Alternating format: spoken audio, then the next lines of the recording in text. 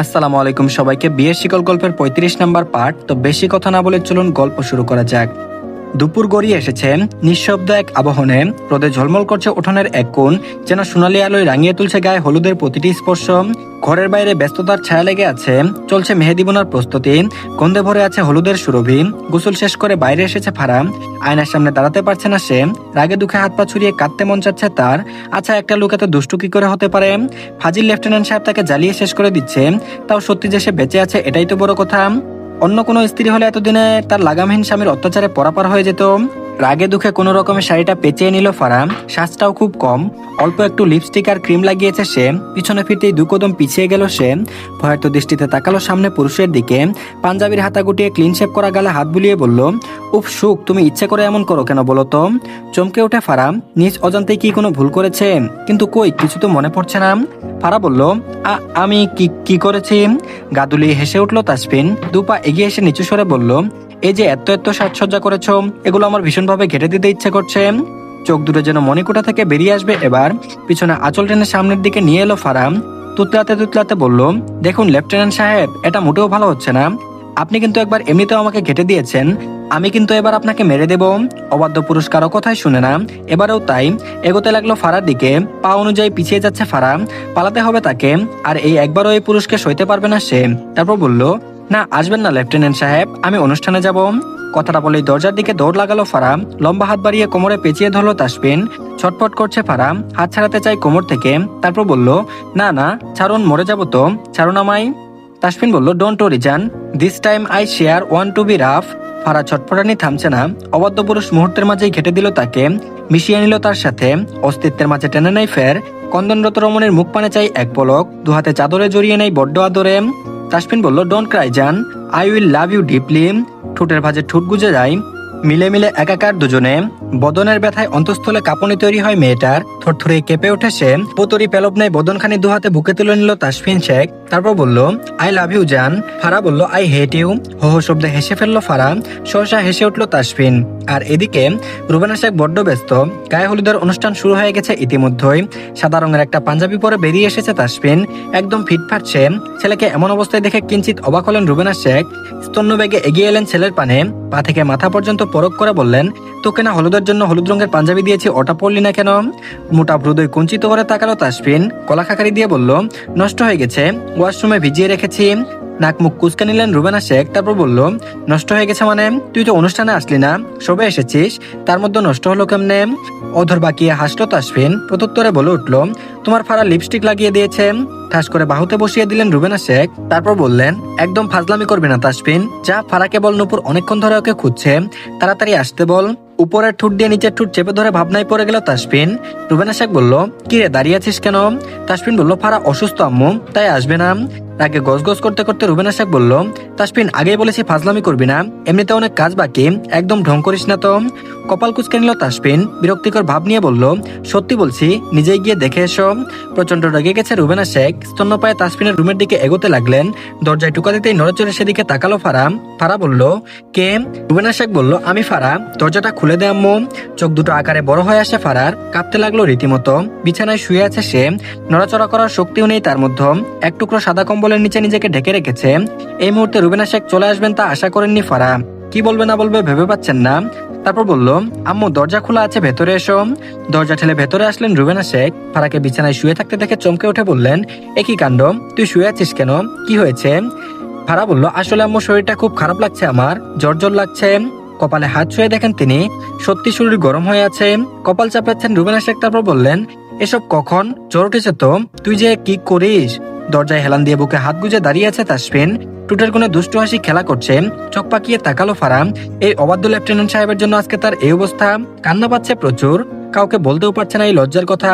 রুবেনা শেখ লক্ষ্য করলেন কম্বল দিয়ে নিজেকে রীতিমতো পেঁচিয়ে ফেলেছে ফারা। তারপর বললেন, এসব কি করছিস, এই গরমে কম্বল নিয়েছিস কেন? থতমত খেয়ে গেল ফারা, আমতা আমতা করে বলল, আমার শীত লাগছে খুব। পিছনে দাঁড়িয়ে থাকা তাসফিন ঠোঁট টিপে হাসলো, প্রশান্তি লাগছে তার, তাকে চেনা বড্ড কঠিন। তার সুখকে যে আর কত কি সহ্য করতে হবে একমাত্র সেই জানে। কাদো কাদো ভঙ্গিতে তাকালো ফারা, চোখ টিপে তাসফিন। রুবেনা শেখ না থাকলে হাত পা ছড়িয়ে কেঁদে ফেলতো ফারা, লেফটেন্যান্ট সাহেব তাকে বড্ড জ্বালাচ্ছে। রুবেনা শেখ বলল, ওর একটু খেয়াল রাখিস তাসফিন, দরকার নেই বাইরে কোলাহলের মধ্যে যাওয়ার। তাসফিন বাচ্চা বাচ্চা মুখ করে বলল, আমি তো অনেক খেয়াল রাখি আম্মু, তোমার ফারা তো আমার কথাই শুনে না। চোখ পাকিয়ে তাকালো রুবেনা শেখ ফারার দিকে, তারপর বলল, একদম ঢং করবি না ফারা, চুপচাপ তাসফিন যা বলে তাই শুনবি। রাগে ফুঁসতে লাগলো ফারা, একেই বুঝি বলে শিয়ালের কাছে মুরগি বর্গা দিয়ে যাওয়া। তাসফিন আস্ত একটা শিয়াল, আসে নিষ্পাপ একটা মুরগি, যাকে তার শাশুড়ি অজান্তেই বর্গা দিয়ে চলে গেছে।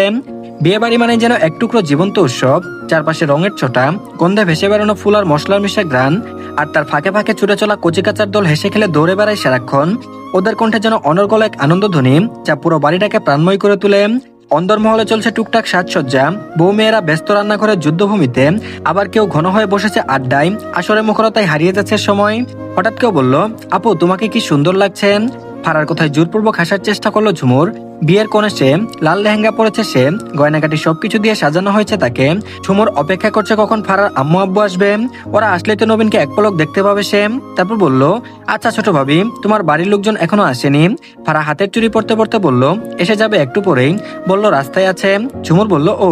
হঠাৎ দরজা ঠেলে ভেতরে চলে এলো মাহির, তারপর বলল, খালামণি। এসে জড়িয়ে ধরে ঝুমুরকে। মাহির বলল, মনি আজকে তোমার বিয়ে, আমি অনেক মজা করব। আধো আধো কণ্ঠের কথাগুলো শুনে মৃদু হাসলো ঝুমুর। ফারা একগাল হেসে কুলে তুলে নিল মাহিরকে, তারপর বলল, শুধু তুমি না, আমরা সকলে মজা করব বাবা। গালে টুপ করে চুমু খেলো ফারা। নুপুর ভেতরে এলো, সঙ্গে আছে তাসফিন, বোনকে দেখতে এসেছে এক পলক।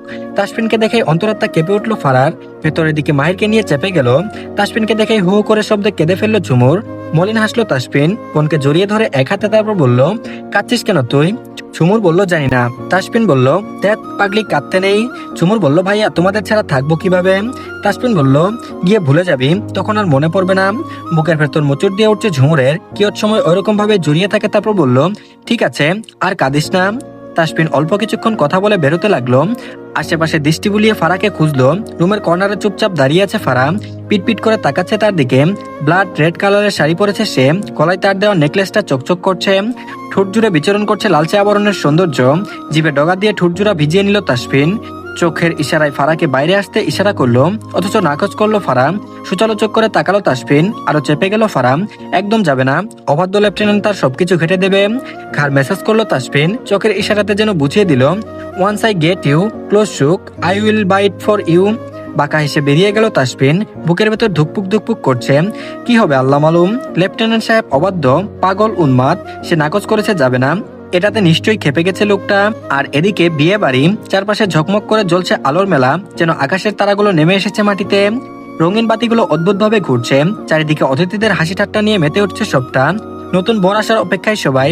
গাড়ি দিয়ে শোভে এসেছে আরিয়ান আর স্নেহা। আরিয়ান এগিয়ে গিয়ে মেনলি হাক করলো তাসফিনের সহিত। আশেপাশে দৃষ্টি বুলিয়ে বলল, নিহাল আসেনি ব্রো। হাত ঘড়িটার দৃষ্টি বুলিয়ে বলল তাসফিন, চলে আসার কথা, কেন যে এত লেট করছে। টেনশন নিস না, চলে আসবে। বাই দ্য ওয়ে স্নেহা কোথায়। মুচকে আসে আরিয়ান, তারপর বলল, ওই তো ফারার কাছে গেল। মুখ জুড়ে দেখা দিল রাগের ছোটা লেগেছে, চোয়াল শক্ত হয়ে এলো তার।